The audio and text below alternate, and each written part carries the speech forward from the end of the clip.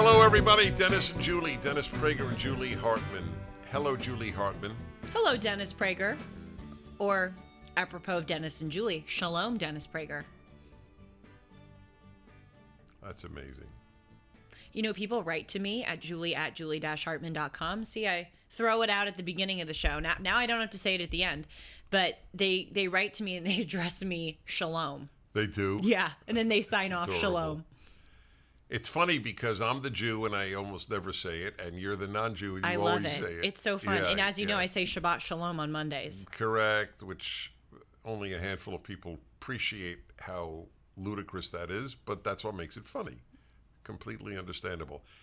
So you said this is like number 90-something. Yeah, I think 92. Did we? 93. I know I've gone over this, so I apologize, but have we ever missed a week? No. People We've don't never missed a realize week. how remarkable that is. Oh, it is really given all the travel. Given the especially travel that and I the do. filming window that we have, we only have 3 hours to film. That's right. And timeless. We take this really seriously. Well, also we love it. That's correct. That's fair to say. As we've said on this show, I take this very seriously. I know that it is work, and I'm always reading and thinking about, topics and refining my brain for the benefit of this show. But when I'm here filming, I honestly don't view it as work. That is correct. Well,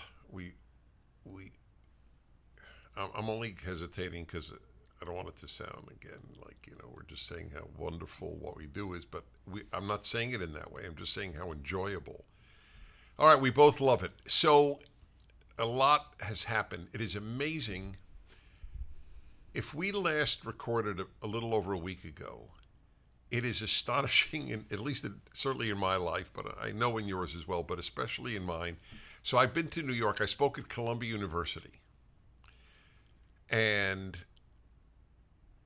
I'm telling you, I wish everybody who's worried about America, and I am, believe me, really worried, but I wish people could have the positive experiences that I have all over the country. I met about 100 Columbia students, and I spoke to many of them for a while, because afterwards we went for pizza. And I took questions, and I was there for 2 hours, plus then 2 hours afterwards at the pizza place. Just really good, and I think even number of males and females. Really, you would have liked them. And it does give you hope. But my thinking was they must be so lonely on their campus. Did you ask them? Yeah, and I should have asked them more, now that you think of it, but I was just happy to take their questions, and right. I didn't have it. I felt that's what I needed to do most, rather than get information from me. But the implication is yes, of course. This is what's interesting. Do you know that I've spoken to many campuses, and usually there are protesters.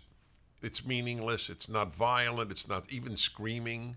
It's just usually signs, Dennis Prager, white supremacist, or some other nonsense. And at Columbia, what they did at Columbia, though, you don't know this, so you'll find. I do know this. You told me on the phone last night. Oh yeah, they what they do is they sign up and then don't show up, so that those seats are taken. Yep.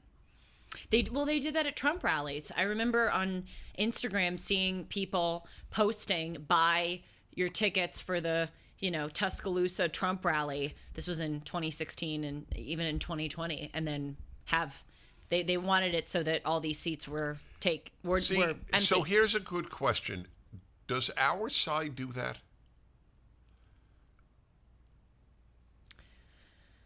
I feel I'm always trying to be fair to both sides. Yes, that's why I asked it as a question. I am constantly asking myself if I do that effectively enough and commonly enough. So, but this answer I'm going to give makes me sound really partial. I don't think our side does that.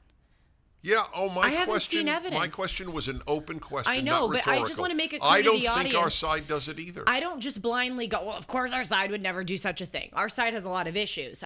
That was just the point I wanted to make to the audience. Yes. But I don't think we tend to do that. We don't tend to protest. Oh yeah, well, that's a good point. No, it is a good point. Yeah, like you're like right. we don't. If because we believe in free speech. There is another reason. This really goes to the heart of a lot of things. The macro and the political are not as important. They're not as life-filling for the average conservative as so for true. the person on the left. That is so true. Well, since you obviously know what I'm saying, go ahead. Well, leftism has become a religion. Even if you look at, I mean, let's look at the language that they use. They insist on a kind of purity of language and thought. That's religious. They have, I mean, even when you hear on the left things like I'm manifesting, don't you hear people say that? I'm manifesting that Biden will win, or I'm manifesting this. That's sort of a substitution for praying. I actually am thinking about writing an article giving a list of all of the colloquialisms and things that we hear on the left that are very religious. But the point is, the left is also religious in the sense that it's kind of like a unifying ideology for your entire life and the way that you conduct yourself in every realm of life. The whole idea that the personal is political is a kind of, I think, religious thing. Like, politics seeps into every realm of life. And I think it's a way to give meaning. We all yearn for a higher purpose in life, and attending protests, crusading against what they believe to be evil, that is bigoted, antiquated, right-wing conservatives, that fulfills a kind of void that religion used to fulfill. Well, that's the part that I meant. But there are also aspects of it which are truly, in addition to the meaning part, I think, like the way words are used and rituals. Yes, that they exemplify. Yeah, I agree with you. Of course, I've called it my whole life secular religion, but it's that this fills them. We are filled already. See, when you again, I want to remind everybody. I'm reacting to your comment. Well, why aren't we out there protesting all the time? And getting preoccupied with this stuff. That is not the inclination of the conservative. The inclination of the conservative is really a much more peaceful existence. I get meaning from my family. I get meaning from my church. I get meaning from my synagogue. I get meaning from my hobbies. I get meaning from my friends. I get meaning from all the holidays that I have. But none of that. Well, friends presumably are available to anybody, but by and large, that's not part of the left. The left doesn't get meaning from being a member of the nation, in this case, America, but it could be any nation. Doesn't get meaning from God. Doesn't get meaning from religion. Doesn't get meaning from hobbies as much. I'm sure that leftists have hobbies, but this is a very important point. I can speak for me. My interest in political activism is zero. Me too.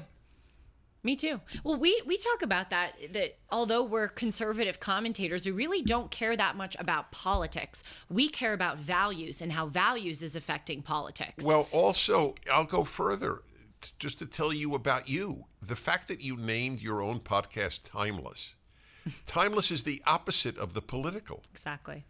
And as you know, you are happy. You are happier to talk to the author of a new translation of the Iliad than to talk to somebody about who has the best chance for the Republican nomination. That's what I do. Half, I would even say over half. Sean may want to weigh in on this. I think about 60 to 70% of my content on Timeless is not political. I did a show the other day on Christmas art. Now, of course, some would say that is political, but that was kind of my point earlier about how in leftism, well, of course, everything is political. Well, only to them it is. To you, of course. It isn't. But I looked through these different paintings, starting Renaissance paintings. We looked at holy, nativity scenes, and then we went to the commercial. We looked at paintings of Santa Claus. We looked at Norman Rockwell paintings of families around Christmas time. And it was just, let's enjoy this art and let's talk about which paintings we like best and why. I did a show on how advertising has changed. I've done shows on flags. I had a magician on the show. There's so much more to life. I'm happy I raised this subject because it allows me to explain us and conservatives and me specifically more. I rue next year as a talk show host because so much is about the political. I envy countries that have a 6-week period before elections when candidates are chosen and there's campaigning, and until 6 weeks. I think in some democracies even, there are laws about when you can start campaigning. I mean, really? Yeah. I'm obviously pro free speech, but I envy them. Right. That this bathing in the political is not ubiquitous, is not universal. Let's put it that way. Maybe ubiquitous is not universal. And I just dread it. Do you know, this you'll find of interest. I recently went to a city where I'm on the radio, and the turnout, I was with one of my colleagues who's quite popular. All my colleagues are popular. And the turnout was disappointing. It's not important to say which city. It's truly irrelevant to my point. And my preoccupation is always with the question why. Yeah. Why didn't more? I think 200 to 300 people came, and 600 should have come. And I was thinking, why? And I asked the head of the station that brought me in, why do you think? And they just weren't sure. They were thinking, well, maybe it's because of inflation and people are watching their money. And it's not like they were charging a lot, so I didn't buy that. And then I came up with the answer. It took me a while. The topic that they advertised was political. Oh, interesting. And I said, that's the reason. People are not as preoccupied, even conservative activists are not as preoccupied with politics as you think they are. I said, had you brought me alone, and I'm not advocating that, I love being with my colleagues, but had you brought me alone to talk on happiness or on men and women, you would have gotten a bigger turnout than two of us on the race to the White House a year before. Ugh.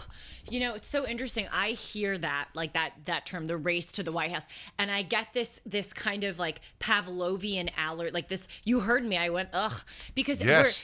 we the market is oversaturated Totally. with that stuff. It's just everywhere, and that's one of the things I love so much about the conservatives I know, especially you. You guys have such a rich, vast life outside of the political realm.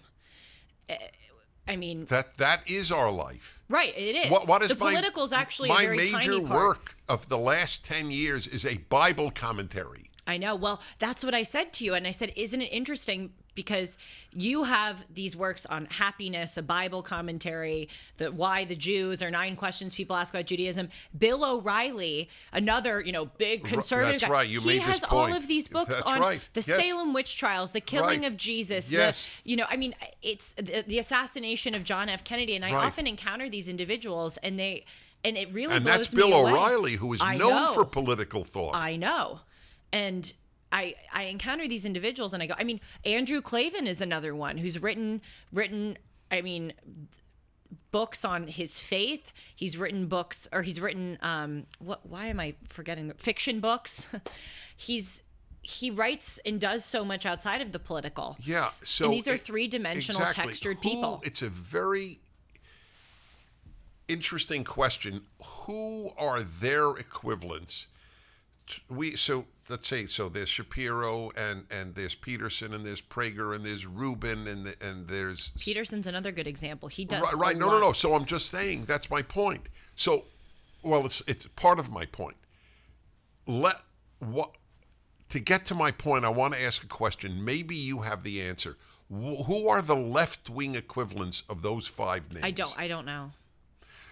It's an interesting question, isn't it? It Because is, if I don't anybody know. says, give me the leading conservative political thinkers, Victor Davis Hanson obviously would be. I always afraid to mention names because I know Larry Elder. I'm missing somebody who's terrific. But that's inevitable and it doesn't matter. It just happens. So I don't know who they are. And I do this for a living. Who are the left-wing public intellectuals? Robin DiAngelo, All Ibram right. X. Okay, Kendi. okay, so fine. But Rachel right, and Maddow. it's all it's all monophonic, to use a music word from my hobby of musical equipment. It's monophonic. It's all race. Robin DiAngelo is white supremacy. What else do you know her for? Is she writing a Bible commentary? Is she doing a study of Homer? Is she writing about art? Ibram X. Kendi, race. They don't care about the non-political. Their lives. I want to go back because it's easy for the listener to miss the overwhelming point. The political is their life. Yes, everything is political. The light bulbs you buy, the clothes you wear, the people you hang out with, what you consume on social media, the shows, everything is political.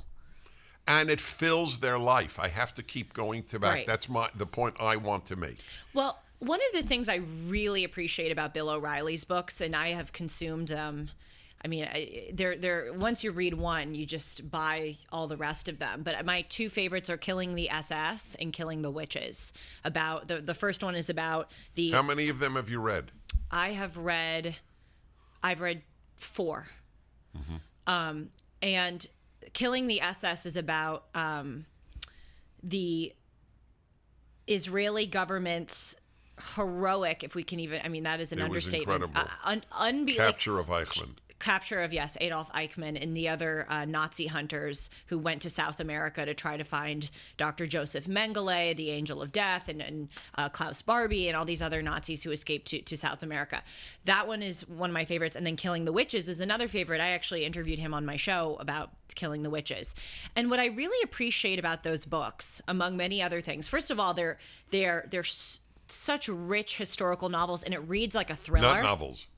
Oh, sorry. Yes, books. Thank you. I don't know why I said novels. What I meant to say is it reads like a novel. That's right. There are books that read like a thriller. They read like a novel. But you learn so much. But I also appreciated that he didn't spin it into like a commentary on the modern day. I think he very appropriately. He doesn't even spin it on a commentary on that day. He tells you the story. Exactly. He really kept it in its time, and his vocation is, I'm going to tell you what happened. It's really Period, well done. End of story. That's right. And, so I'll give you, so I just said it a few moments ago that on Timeless, I recently did an episode on Christmas art. And one of the things that I said, because we started off looking, as I told you, at nativity scenes, we looked at 3 Renaissance painters' depictions of the nativity. And then we went to the present day and we looked at 2 modern artists' nativity works, Salvador Dali and Henry Moore.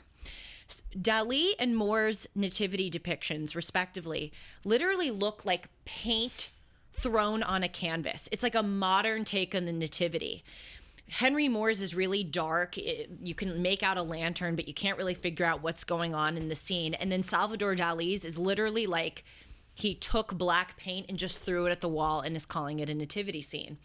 And one of the comments that I made was, in modern work, it shows the conceit of the artist, because the artist is really making the painting about them. Those 2 paintings are not about the nativity. I call BS on that. And I know we live in this, you can't criticize everyone's. That is a really good point. It's not about the nativity. And honestly, it's insulting to even go through this charade that it's about the nativity. When you see Michelangelo in the Sistine Chapel, you don't think about Michelangelo. Yes, because the artist takes his or herself out of it. Michelangelo and Correggio and St. John and the other, forget the 3rd Renaissance painter I had. There are many good reasons to buy gold and silver. Bank failures, digital currency volatility, emerging market countries trying to topple the dollar as the global reserve currency. Julie Hartman here for AmFed Coin and Bullion, Dennis's choice for buying precious metals.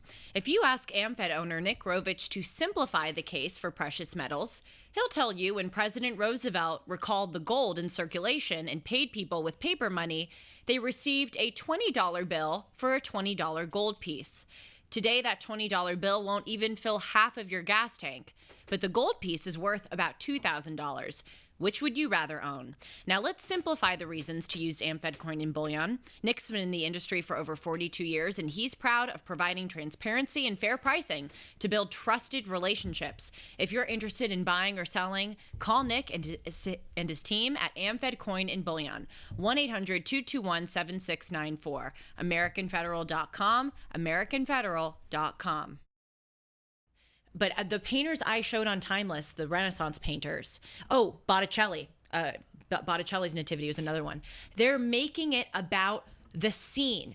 They are trying to deploy their work to glorify God. It's not about them. That's right. With Dali, he's trying to give you the hot, modern, cool take of the Nativity, but by doing so, he's inserting himself in the work. So to bring it back to Bill O'Reilly in this analogy is the Botticelli. Right. The subject is the subject. The subject is the subject. Not me. And today we see these readings of history that get spun to the modern day. If you don't worship God, you worship yourself. Yeah. It comes down in many ways to that. But you're so right. I'm thinking about the area I know best is music. And when somebody analyzes a Beethoven symphony, I'm just thinking of how accurate what you're saying is. You're more into art than into music, so I'll use the music analogy. When somebody analyzes a Beethoven symphony, they don't think about Beethoven. They think about what he is saying about life, about meaning, about struggle. Well, Beethoven here is talking about the inner conflict of, whatever you want to say. Right. But nobody looking at, who's the painter, the most famous one who threw paint cans from his ladder. The American Robert painter. Florzak is listening and yelling it out. No, it's painful. It's just me and names because he's such a famous name. All right, everybody listening knows except us. Anyway, when you look at these, and they go for millions of dollars now, nobody say, what is he saying about life? Yeah, well, he's saying nothing about life. We need to call it out for what it is, and it's incredible. It's narcissistic, really. Yes. And you see these, I have stopped watching television, A, because I've become so addicted to books, and B, because you watch these shows, and the shows are no longer there. Sex and the City is the greatest example of this. I watched the old Sex and the City that was, was it in the 90s and early 2000s? I was not even born / a baby when it was running on HBO originally, and they just did a reboot. And those of us who are fans, it's a chick flick show. Those of us who are fans of Sex and the City were so excited for the reboot. The reboot, you should actually analyze it on your show. It is, one could think that it is satire. Grace Curley is a Boston radio host, a conservative. She's on the Howie Carr radio network, and I listen to her sometimes. And she has this great segment on her show called Woke or Joke. And she reads something, a headline, and she has people call in and guess if it's woke or joke. It's just a fun little segment that she does. The Sex and the City reboot could honestly be a candidate for woke or joke because it is so woke you think, oh God, there's no way that the showrunners are actually putting something out like this. That's amazing. One of the main characters becomes a lesbian and divorces her husband and gets with this very radical left-wing non-binary person, and they're showing, they have all these like sex scenes. It's very crude. One of the daughters of another protagonist is trans and has a they mitzvah instead of a bar or bat mitzvah, a they mitzvah. Wow. There are other examples that I'm forgetting, but because I only watched a bit of it a year ago. But you look at these modern pieces of art and shows, and it's hearkening back to what we're talking about, that the political is suffused everywhere. But But again, what I hope we're conveying is that I think this is narcissistic, because I'm not turning on Sex and the City to be proselytized to. I'm not turning on Sex and the City to be reminded of my white privilege and, you know, of the plight of the trans in America. I'm watching Sex and the City to be entertained. And it's just They can't help themselves. They can't help themselves. No, and they're inserting themselves into this work, and it's no longer about the viewer. It's about them and the political message that they're going to hit you over the head with. And that's what that's why people don't watch the Oscars or the Emmys anymore. They don't care because they are religious. These are true believers. If you said to the Oscar people, those getting the awards and making presentations, just want you to know that every time you make a political comment, that ensures that next year we have fewer viewers. They will say, we don't care. Right. It's for the And cause. they really don't care. I know. See, I don't doubt the sincerity of bad people. That's why I don't believe in my life I have used the term sincere as a compliment, because it is irrelevant if you're sincere. Completely irrelevant. That's such a Dennis Prager line, that you don't use sincere as a compliment. Right? I don't use it. By the way, I don't use it as an insult. It is a useless term. Hitler was sincere. Stalin was sincere. What does it mean? And good people are sincere. It means it's like you breathe. You've really influenced me on this subject. I used to talk about people's intentions. I really don't so much anymore, because you're right, it doesn't matter in the end as much as your actions do. The great battle, I've had two major battles ideologically in my life. One is to teach people that the end of Judeo-Christian values is the end of civilization. Some people have bought it, many have not. I think it is now more obvious than ever when you have campuses erupting on behalf of the Nazis of our time, Hamas. Right. There is no difference between them. There is one difference. Hamas announces it wishes to exterminate the Jews, whereas the Nazis hid it. The Nazis hid the Holocaust to the best of their ability. These video it. They're proud of butchering Jews. And the other is that behavior is all that matters. And this one is a harder one, ironically, because whereas in the first case, I obviously have religious Jews and Christians on my side.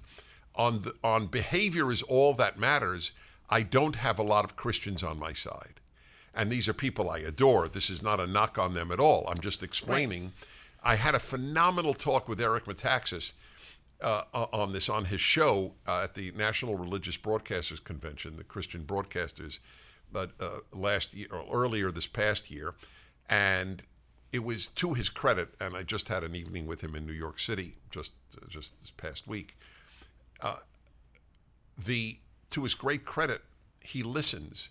He so pursues truth that, as hard as it was for him as a committed, believing Christian to hear, because Christianity, and I totally understand why, based on the New Testament, is very much how you think is an issue, is a moral, religious issue. And when I get up and say, no, it isn't, how you act is the moral, religious issue, it is hard for a lot of Christians to hear that, and I respect that fact. And I say it with love and respect, but ironically, if maybe ironically is not the word, but it might be, the left hates that much more even than Christians hear it, and they may not agree, but they don't hate it. But the left hates it because the left is entirely about, it is not at all about what did you do. Why don't they hate communism? Because they meant well. Oh, the fact that they slaughtered more people than the Nazis by a factor of 10 is, about a factor of 10. Doesn't mean anything. It means nothing. And they don't care that you're the godfather of a gay couple's son. Or that's that you a have perfect gay friends. example. No, that's correct. You're your public position on gay marriage matters far more to them than your actions. That's right. Right. Yes. Well, it's hard because, as I just said, you've influenced me a great deal on this subject, caring more about actions than thoughts. But I do think one of the strengths of Christianity is how they advise you to direct your thoughts. For instance, something that I've been thinking about a lot lately is this concept of turning the other cheek and praying for your enemies and essentially wishing the people who hate you all the best. I'm sure you've had to grapple with this a lot. I mean, being in the public eye, and you are many times over more in the public eye than I am, but I'm even seeing this, you get people writing to you just with vicious things, calling you names, and then seeing the things that they're advocating for. Sometimes I look at these individuals, especially online, and I feel contempt for them. And so I'm not that I would ever, wish something horrible on them, but I do feel contempt and hatred. And so I've been trying to kind of go a Christian route and go, I'm going to pray for them. I'm going to wish them well. I'm going to turn the other cheek and not let this fill me with evil and hatred. I think that's a lovely thing. Okay, but finish. But that's important. I think Christianity at times goes too far, and I'm the living, walking embodiment of this. I'm very culturally Christian with the amount that I self-flagellate for my bad thoughts. So I know this better than anyone. Sometimes it goes too far, and it should focus more on behavior than on thoughts. But I'm not going to say that the focus on thoughts doesn't matter, because figuring out how to direct your thoughts influences your behavior, as you argue in your happiness book, that having gratitude and a grateful mindset is going to make you happier and direct your life in a better way. Well, this is the other huge subject. The first one was the end of God, the Bible, and Judeo-Christian values, and this one is about the deeds versus thoughts issue. First of all, let me make clear, there is a thought commandment in the 10 Commandments: do not covet. I do remind people that it says do not covet, not do not lust. Hebrew has 2 different words. By the way, I looked it up, and Jesus did not say whoever lusts after another woman has committed adultery with his heart, but whoever covets another woman has committed adultery with his heart. The difference is immense. An entire theology has been built, understandably but erroneously, on a translation rather than on the original. And what is the difference between covet and lust? It's very simple. The 10th commandment says, do not covet your neighbor's spouse, your neighbor's house, your neighbor's ox, your neighbor's workers. Nobody lusts after their neighbor's house. You can't or their lust, ox. let alone their ox. Let's hopefully not. Yes. So the issue isn't lust. The man who lusts, I know this is its own Pandora's box. C'est la vie. I have to be able to answer to God, Dennis, did you tell the truth or did you hide it for popularity? So that's how I animate. That's how I'm animated.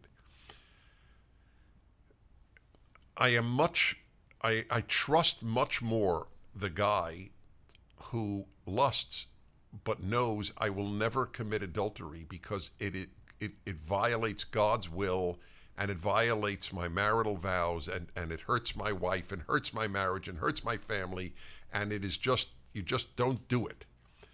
As opposed to the guy who is preoccupied with thinking about not lusting. Between the two, I am more likely to trust the guy who is behaviorally self-controlled than the guy who is thought self-controlled. Yeah. Okay, that's so. I may be wrong, but that's I believe that deeply in the person who controls their behavior. Look, forgive me. I just want to develop this with one more example. So Alan Estrin is the most self-disciplined human being I know. And I say this with complete admiration. He's extraordinary.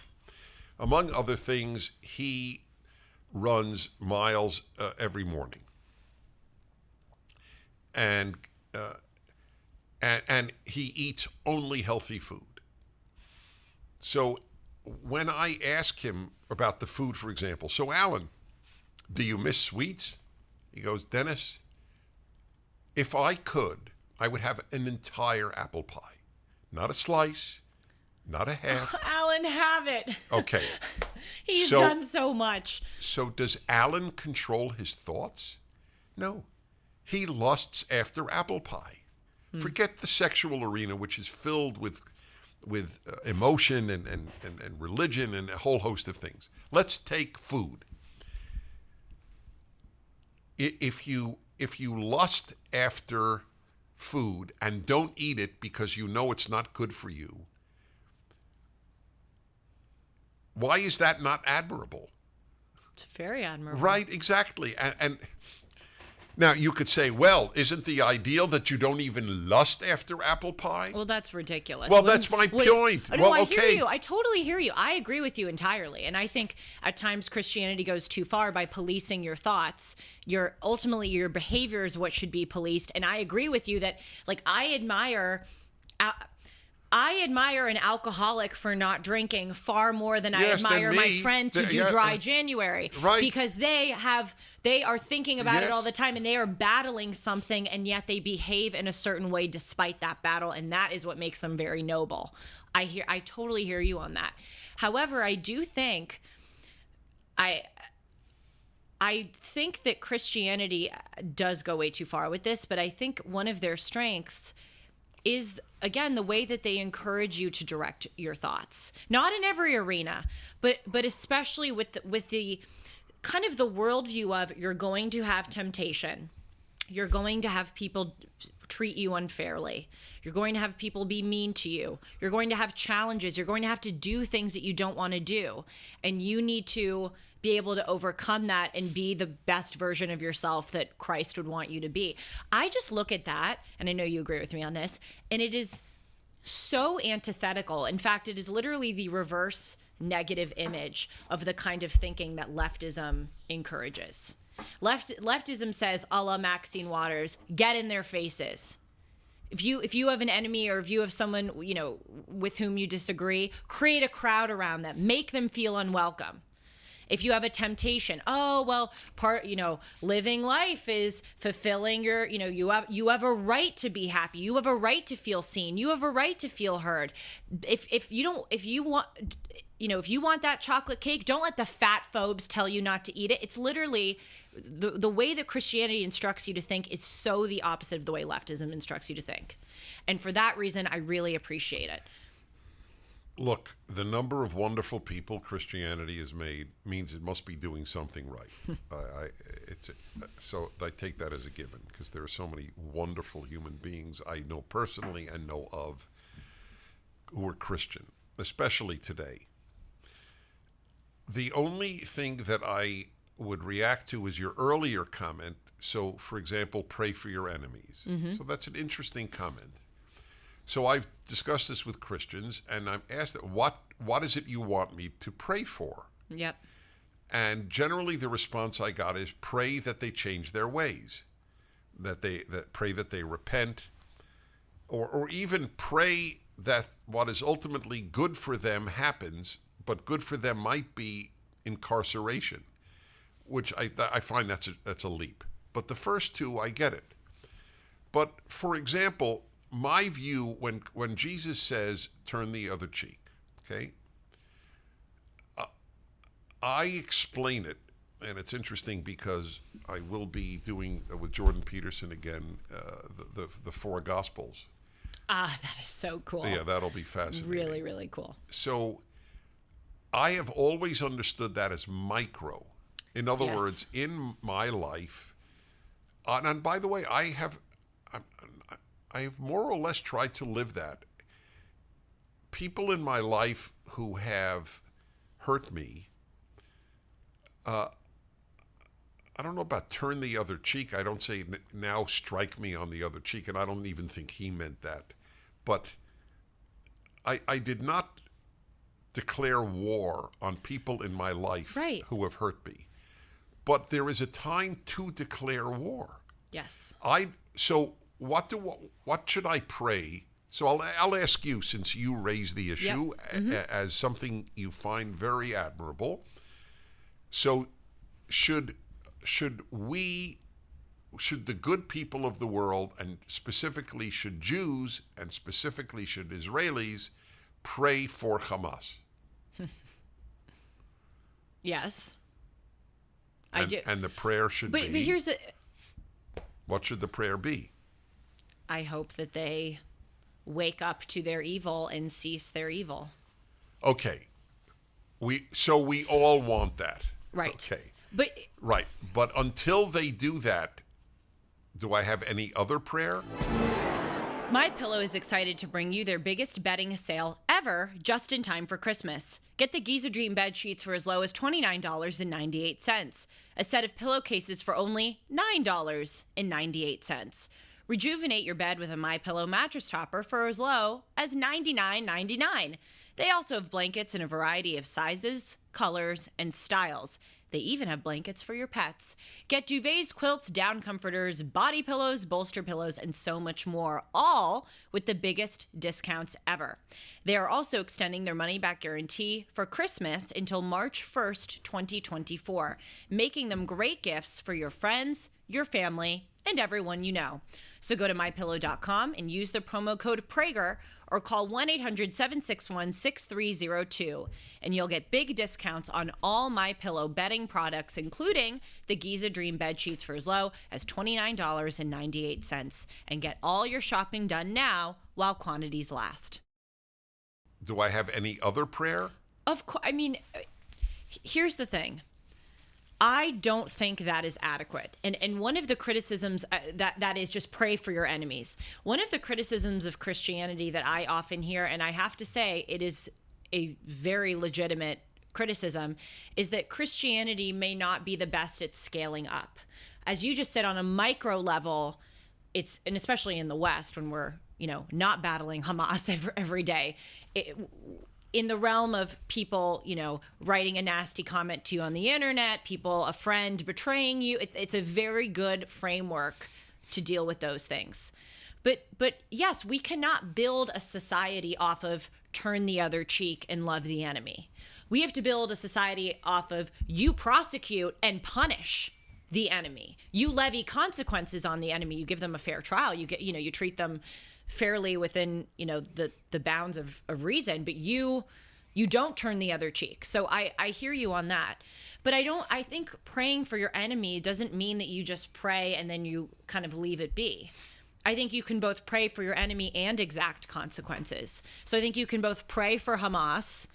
Frankly, I don't know. I think it's kind of a futile effort to pray for Hamas because But pray that they change, that they repent. Yes, that they change. Right. Do you think that's what Jesus meant? I'm not saying yes or no. I'm just curious. I think, you may view this as a swerve of your answer, and I sincerely don't mean it to be, but I was at... Sincerely. I know. You're like, I don't care if it's sincere or not. No. No, that's funny. I've been kind of like religion shopping over the past few months.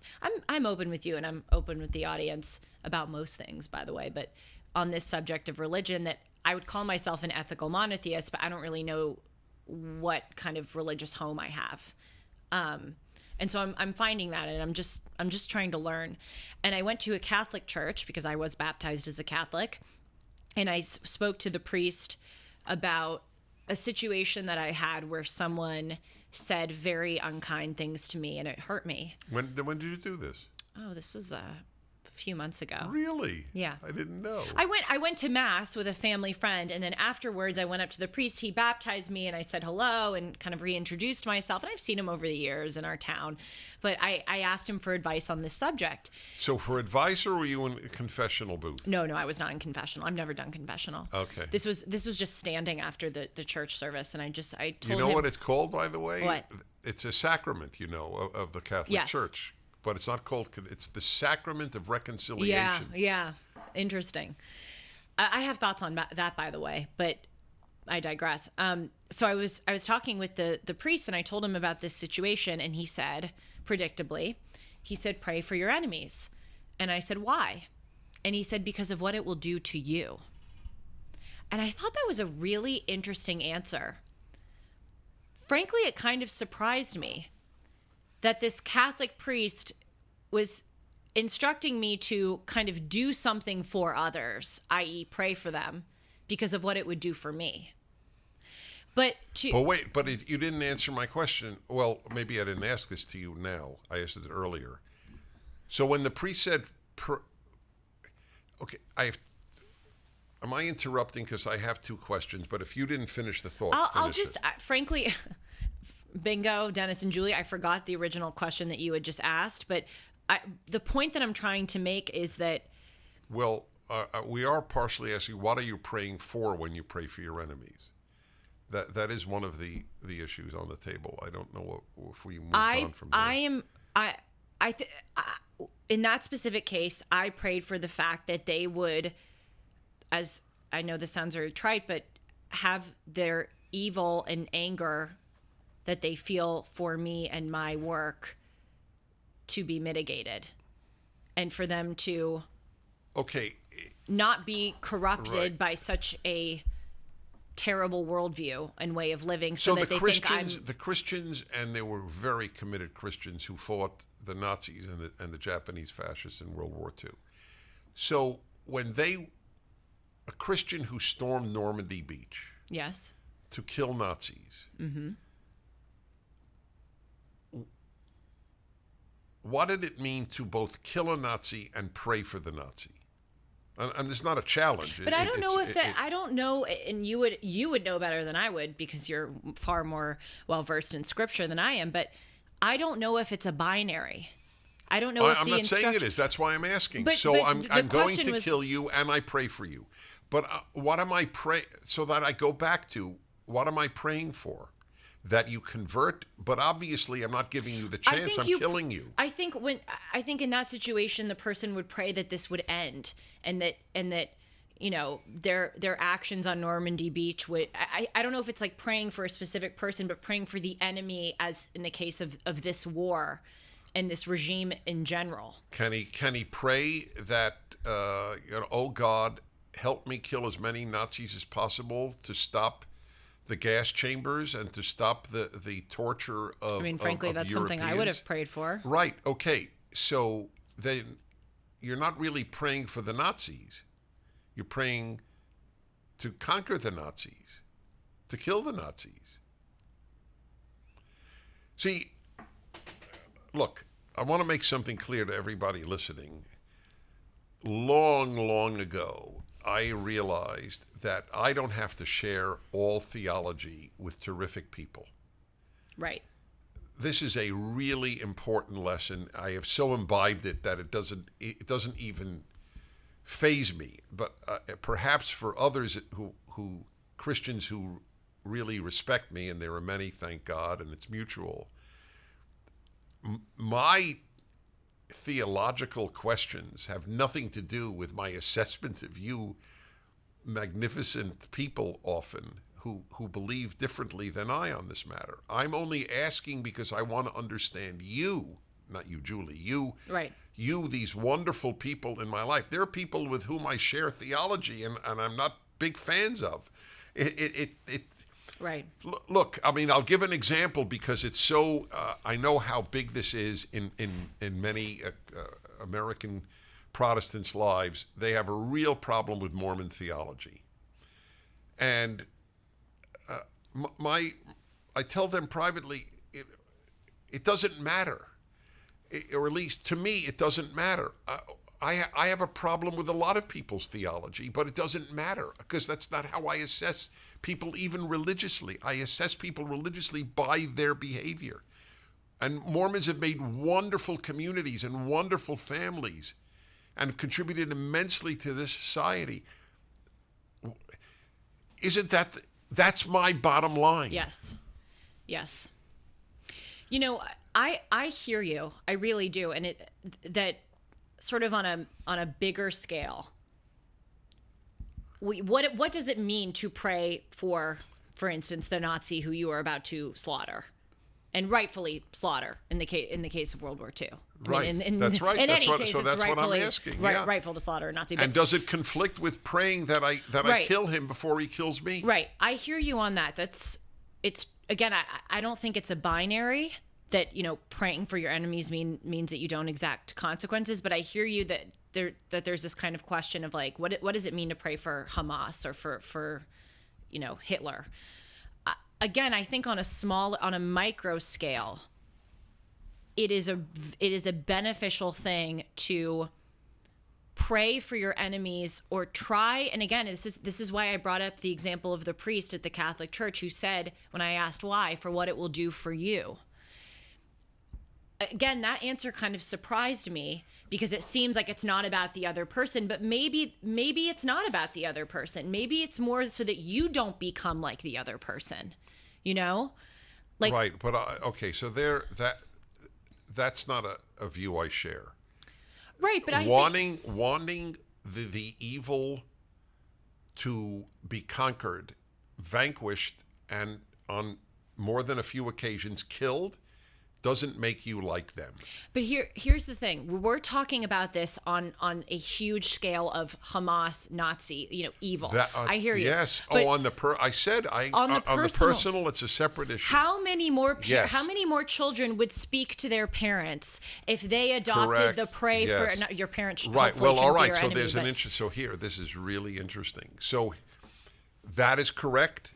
And my approach is correct. So what is my message or wish for children who have alienated their parents or alienated themselves from their parents? They don't speak to them because the parents vote the way they don't want or believe things they don't believe in. Right. Is, hello, there is one of the 10 commandments. The fundamentals of society is honor your father and mother. And it doesn't have an asterisk only if you agree with them. Right. And it's honor, not love, as you say. Right. And honor is an act. Honor isn't a feeling. Right. Which is my point. There is no commandment to love your parents. There's no commandment to have any feeling toward your parents. The only commandment toward parents is behavior. So I have a little bit of an idea of Judaism and Christianity that I'd like to offer for your and the audience's consideration that I think deals with this point well.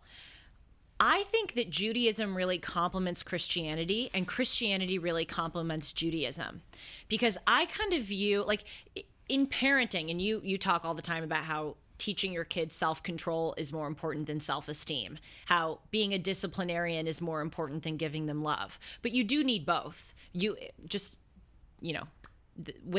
the parent analogy, you need to discipline your kids and you need to love them.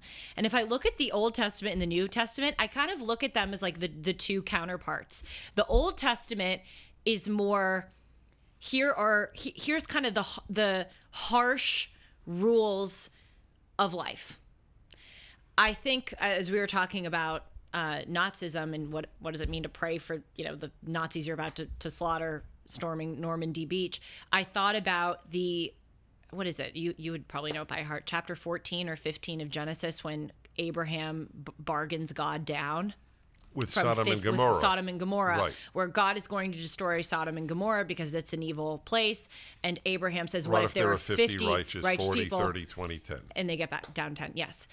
That's a practical, you learn from the Old Testament, okay, there are going to be some cases where some innocent, righteous people are going to have to suffer or, be slaughtered for the greater good of eliminating this evil town. I really love those again, realistic principles in the Old Testament that are outlined. The New Testament, I think, is such a beautiful thing because although I'm an Old Testament junkie, I love so many of the stories in the Old Testament, there is no story that is more powerful than the story of Christ, to me. And the example that it is such a moving, beautiful, powerful story of God loving humanity enough to come down in human form, walk alongside us, suffer alongside us, be treated unjustly, alongside us, to heal the sick, to help the poor. And we need that example. That's why I think they complement each other so nicely, because the Christianity can get to grace and mercy and pray and love. And you need the kind of harshness of the Old Testament. But the harshness of the Old Testament needs the grace and mercy and example of Christ. And so I know that religion, you can't cherry pick. I understand that. And frankly, again, in the spirit of honesty, that's a battle that I'm kind of having right now, because when I choose a religion, when I choose a denomination, I don't want to just buy it hook, line, and sinker, but I want to, I'm not just, in other words, I'm not just going to cherry pick from it. I want to really understand and practice it in its entirety.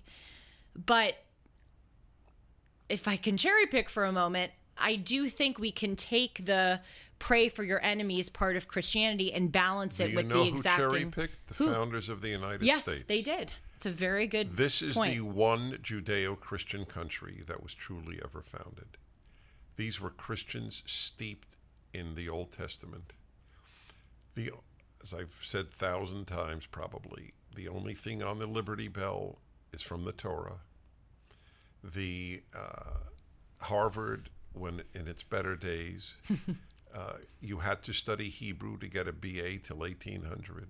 No way. Yale, yes. Yale's insignia is in Hebrew. I know. No, it's in Latin. Harvard's is in Latin. And this, John Adams said, the people who have most civilized humanity are the Hebrews. The quotes from the founders with regard to what the Jews have done. Jefferson and Franklin were not even traditional Christians. They didn't believe in the Trinity. They were certainly steeped as cultural Christians. They wanted the Great Seal of the United States to depict. They even designed it. You could see it on the internet. The Jews leaving Egypt, the Israelites leaving Egypt. The Israelites left Egypt, America leaves Europe. That was the analogy. This has been, the Christians of America have largely been Judeo-Christians. Yes. That's why Jews, is another battle of my life. Well, it was battle number one against the secularization of society. I've said Jews who thought they'll be more secure the more secular America is, which a lot of Jews have believed, were foolish beyond words. The reason Jews have had it uniquely good in America is because the Christians of America were so Judeo in their Christianity. Yes. And so, as I put it in my column, which anyone can see, including in Jewish journals, not just in the regular press, is when Christians went to church, when Americans went to church, Jews were more secure. So, your cherry pick is possible. Taking from both is a great idea. Well, that's why I call myself an ethical monotheist. When people ask me, what religion are you? I go, well, I'm an ethical monotheist because I truly consider myself, at least right now in my life, to be Judeo and Christian. Right. So you could even go further. I'm an ethical monotheist and Bible-based. Yes. Well, so let me ask you this question because, again, as I said, I really believe that Judaism and Christianity complement each other. And they're the defects of Christianity, I think Judaism makes up for, and the defects of Judaism, Christianity makes up for. One of the things that I think is so incredible about Christianity is that when you have nowhere else to go, when you feel like you have really gone down a bad path in life and you have, you've sinned and you feel like you're a bad person and you're defective, you can go and, as the Christians say, lay that at Christ's feet and you can be redeemed. And it's this kind of, with you. It's this amazing, it is a beautiful thing. It is an amazing thing that you can go from the dregs of humanity. And if you believe in Christ and you seek that out, according to that faith, I'm thinking in terms of paintings, in Botticelli's Nativity, there's an image of these angels taking men, literally grabbing them and hoisting them up from this ground where demons are trying to grab them. And that's how I view Christianity. Like you can be being dragged down in the mud and you can be redeemed and saved and forgiven. That is amazing.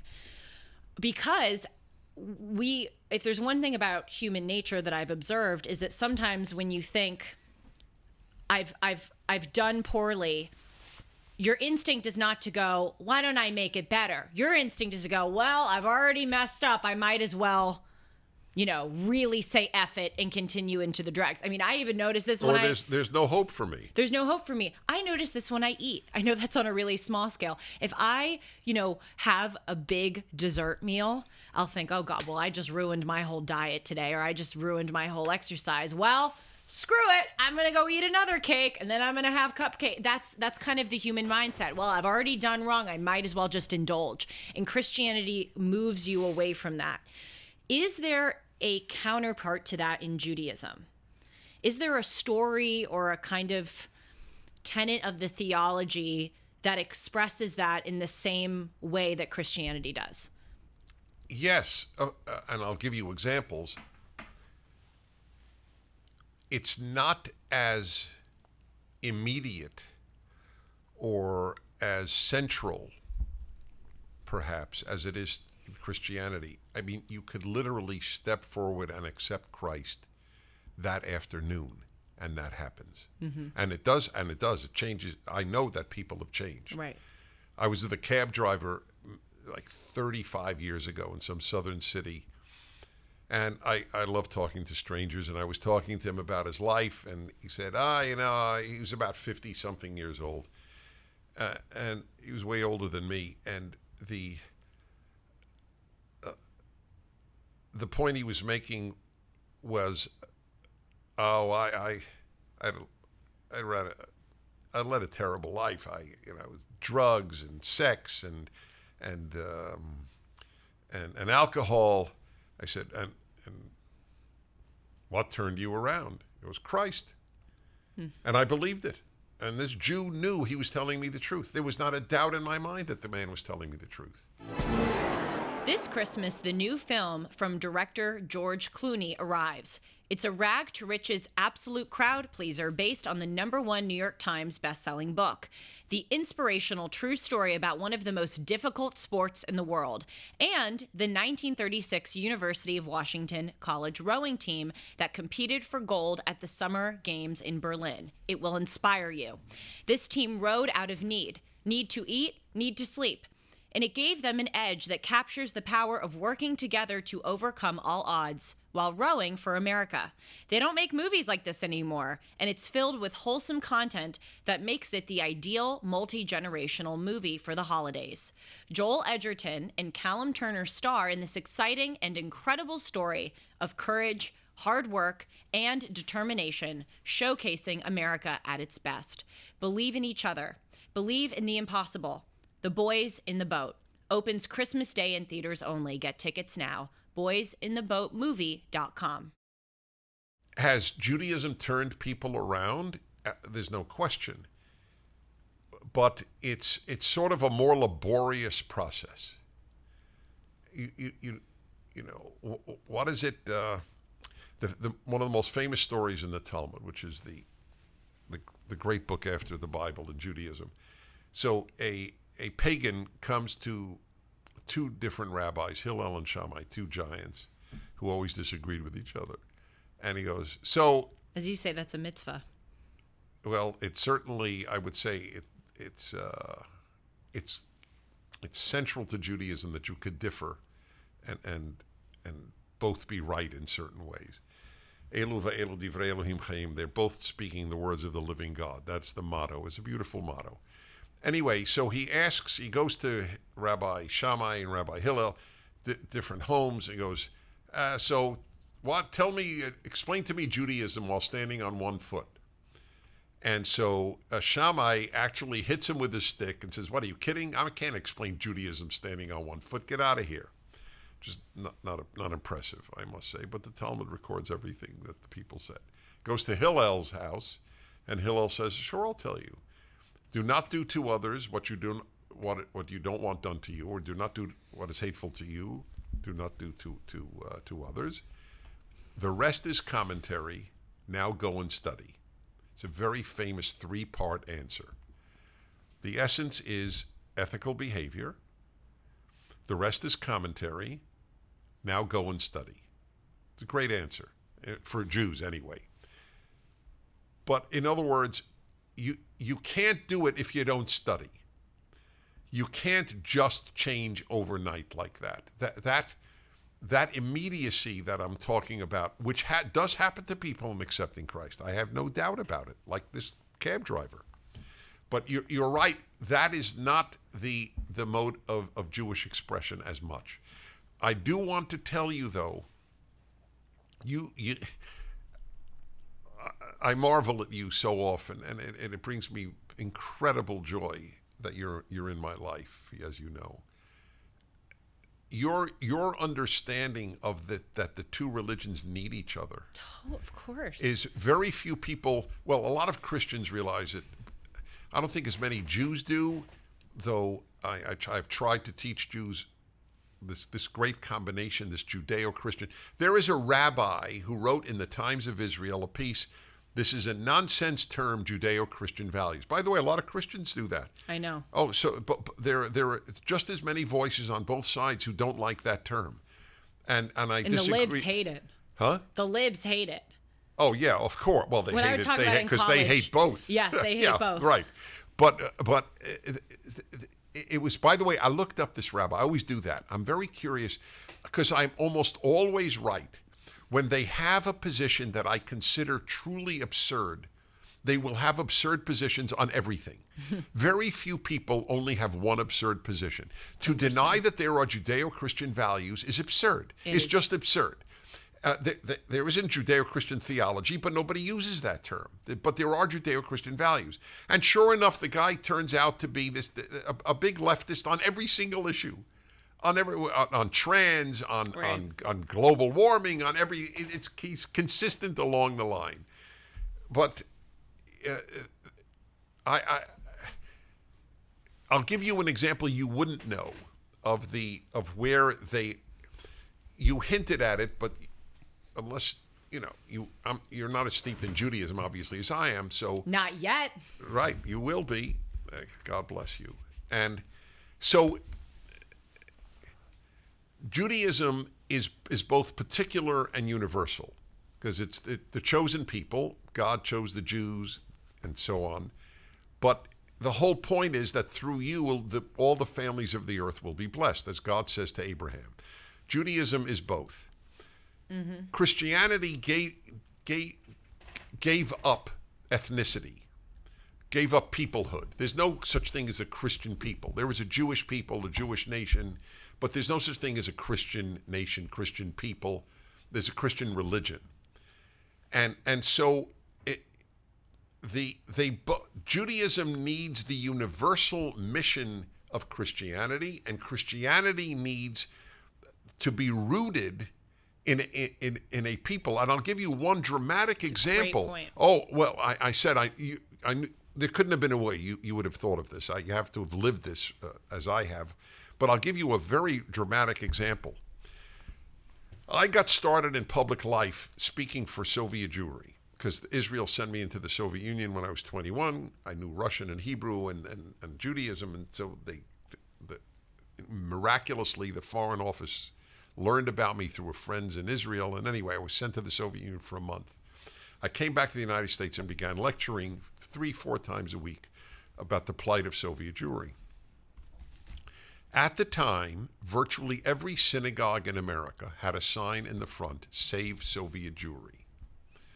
Now here you will find, I know you.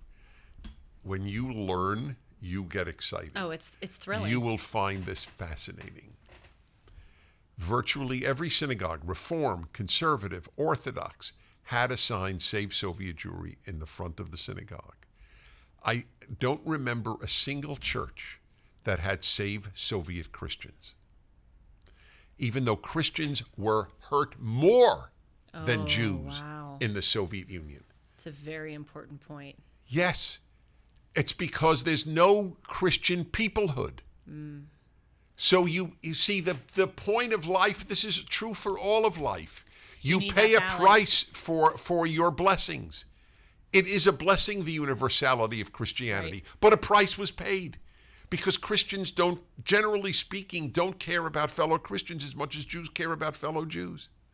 That's why I like to cherry pick which feels I said you should. I know, and your whole, that I did. Yeah.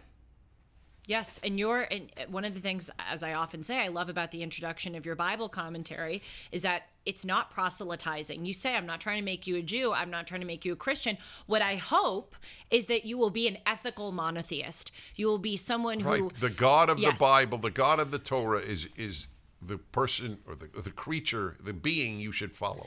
You know, the other day I was on the phone with someone who asked me, who is the religious figure who you most admire?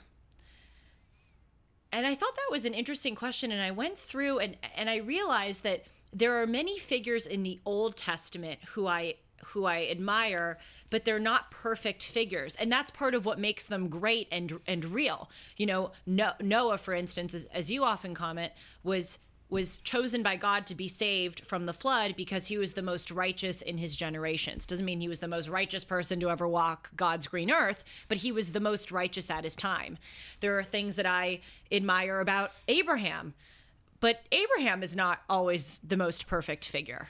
You know, I mean, I know that he had no choice but to sleep with Hagar, the slave, because his wife was barren. That concubine was a common thing then. But I mean, look, people have problems with his lying about his relationship to Sarah. Exactly. Maybe he was right, maybe he was wrong, but he's not perfect. I'll give you a controversial one that's, I say controversial, it's only controversial to the religious. The secular person listening to this is going to be like, how is this controversial? But I kind of take issue with Abraham adhering to God or the angels called to bind Isaac. I don't know if I admire that. That was a test, and I'm not so sure that he did the right thing. Maybe the test was designed for him to say, no, I'm not going to do that. That's right. You will not be alone in thinking that. Right. So the point is, when that person asked me this question about who I admire, there were individuals who had actions in the Old Testament who I admired, that I admired. But of course, the person that stood out to me as the be all end all, who I would model myself after, is Christ. And again, I think this is where they complement each other, because religion can't just have perfect figures all the time. It would render religion useless and mystical. We can't be perfect. We need to see ourselves in the scripture. We need to see barrenness. We need to see temptation. We need to see rage. We need to see that. But also we do need a perfect figure in religion who we can model ourselves after. And that's what I think is so great about Christianity. I recently had an experience with Dr. Bob Hamilton. I feel comfortable saying his name, though maybe he wouldn't want me doing it on the air. Well, the only reason he might not want you is because of Christian sin of pride. So he would feel guilty that he was being praised so highly, and he especially would, by both of us. Yes, I adore him as much as you do. Well, he was at a Shabbat dinner recently. One of our Shabbat dinners. It's amazing. I call it our Shabbat. I love that you said I feel kind of wrong saying that, but they're so they feel so much like my family. That's right. That I feel comfortable saying that. Anyway, he and his lovely wife were there, and they have 6 children and probably 50 grandchildren, and they're committed Christians, and they are just salt of the earth people. Anyway, Dr. Bob is a pediatrician, and he was kind enough to invite me to shadow him for a day at his office. Now, people listening may be thinking, what's the reason for that? I have no connection to the medical field, but he just wanted me to learn. And he took me to the NICU unit, the neonatal ICU unit at St. John's Hospital in Santa Monica, and another hospital. And we looked at these, like 5-pound premature babies. It was just, we could do a whole Dennis and Julie episode on what I observed there and what I learned. But as we were walking back to his office after seeing those little NICU babies, I asked him, because he's so loving to everyone, but you really see his sense of duty shine through when he's holding these children and trying to care for them. And I said, Dr. Bob, what animates you? What motivates you to do what you do? And he said a very simple answer: I try to serve as Christ served. I have the chills because I know it's true. It's true. This man goes to some of the poorest places on earth and does free medical work. And how many people do that? And it's because of that example. We need that perfect, glorious example. It works. See, that my question, going back to the beginning because we're nearing the end. If X produces a Bob Hamilton, X must be pretty damn impressive. Yes. And that has been my view of so many American Christians. And I always say American because Europe's Christians were less Judeo and less noble. They forget the Holocaust, which was not done by Christians, but it was observed by Christians, let's put it that way. But they killed each other. Catholics and Protestants slaughtered each other over theology. That's what's really mind-blowing. Yeah. Not about ethics, over theology. So, but in America, we've had a very remarkable, again, Judeo-Christian. And so a lot of people that I've known would have given his answer. And that's very powerful. And by the way, there are Jews who devote their lives to others, and they're animated, obviously, by something Jewish. Mm-hmm. But it is interesting, and this, I'm smiling because it's a very touchy subject, but I'm okay with that. There is no question that having a human, and Christ is human and divine, right? He came as a human, obviously, is a powerful motivator. And the way I know that, interestingly, is aside from all my Christian friends, is from some of the people I most admire who do incredibly selfless work in Judaism, Chabad. These Orthodox Jews who have Chabad houses all over the world. Literally all over the world. I visited Chabad houses in Japan and Cambodia and Morocco, and they have one in Congo. They're in all 50 states. They're everywhere. They've even opened the Chabad in Gaza, which is just to service. I'm sorry, come again? Yes, I know. Chabad in Gaza? Yeah, I just saw the sign. It's half serious and half light, but they wanted to service the troops for Hanukkah. Wow.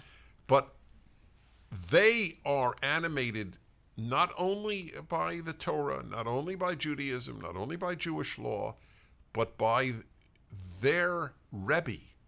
The great Rabbi Menachem Schneerson, the Lubavitcher Rebbe, the great, probably the greatest Jewish figure of the 20th century. Now, obviously, he's not Jesus in Judaism or for them, but he has a status that is above the normal human for them.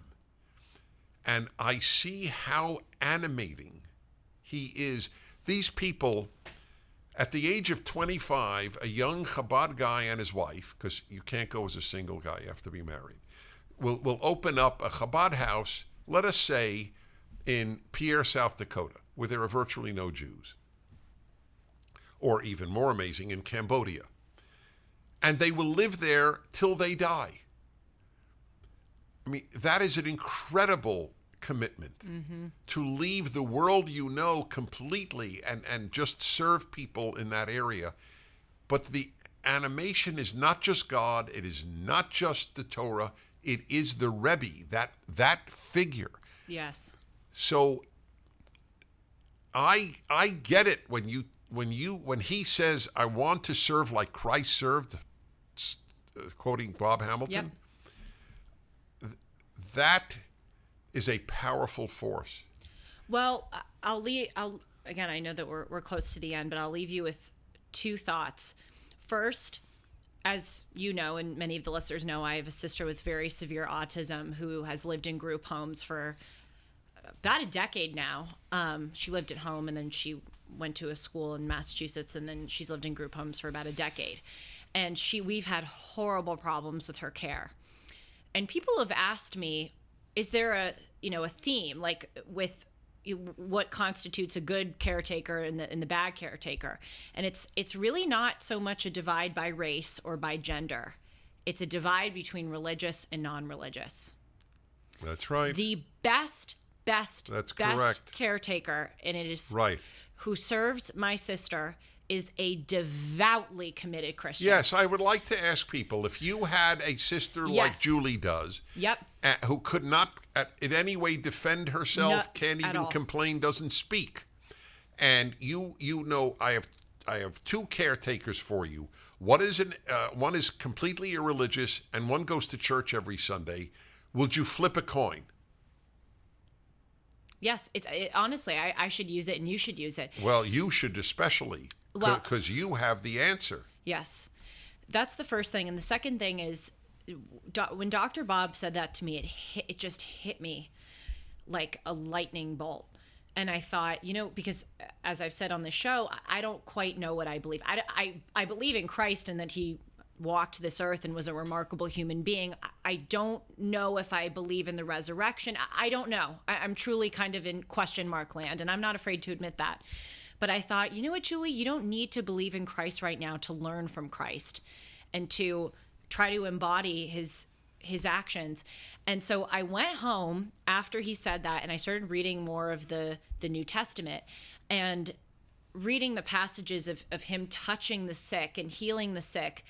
It made such an impression on me. And 2 days ago, I was driving in Los Angeles, and I saw this mother and a daughter, 4-year-old daughter, by the side of the freeway. They were homeless, holding up a sign, asking for help. And I thought, serve them as Christ would serve them. And this is someone who doesn't, again, know if they believe in the divinity of Christ. But I said to myself, serve them as Christ would serve them. And I went home, and I got some leftover food, and I made a care package. I got in my car, I parked it, I drove over there, and it was nighttime, and I was a little afraid because this is a freeway underpass, and there are these tents, and there are kind of weird, drugged out people walking around, but this poor mother and her little girl were sitting there, and I was afraid, and I just kept saying to myself, serve as Christ would serve as Christ would serve. And I walked up to them, and I gave them food, and I put my hands on them, and I rubbed the woman's back, and I wanted to go, I'm touching you. I care for you. You're a human being. I'm not going to drop the food and run away. I asked for their names. I, got down, crouched, and talked with the little girl, and they were both so grateful. That little girl, she was so excited. She gave me this big smile, and she has terrible teeth. And I went back today, and I got them a toothbrush and toothpaste. But the point of my telling this story is, what gave me the courage and the conviction to do that was to serve as Christ serves. And the final thing I will say is, shame on anyone, especially on the left, who disparages this. Shame on them. They can disagree with it. They can highlight parts of it that don't make sense to them. They can disparage certain, actions in Christianity. You can criticize it, but shame on the people who call this an antiquated, stupid religion. Shame on them. The amount of good that it has done in the world, the amount that it inspires people to go outside of their boundaries in service of others, that is never something to be disparaged. Goodbye. Shalom. It made me so angry that people would try to tear down and smear something that has produced such goodness. You don't have to agree with it, but don't you dare try to knock this down. You should be encouraging it in other people. Okay, now I'm really done. Though I could go on and on. That was beautiful. Well, you often say the most beautiful ending, so I'm glad to have done that today. Do you notice that? You have these endings in Dennis and Julie that are mic drop moments. You can reach me at julie@julie-hartman.com. I love hearing from you, especially when you start the email with shalom and end it with shalom. And you can follow me on Instagram and Twitter at Julie R. Hartman. You can follow Dennis on Instagram at the Dennis Prager. And what's your Twitter? Is it at Dennis Prager? Follow me at DennisPrager.com is the best place. Yes, DennisPrager.com. And we thank you so much for being here. Merry almost Christmas. Happy Hanukkah. And let's serve as Christ served. Bye, everybody. Shalom.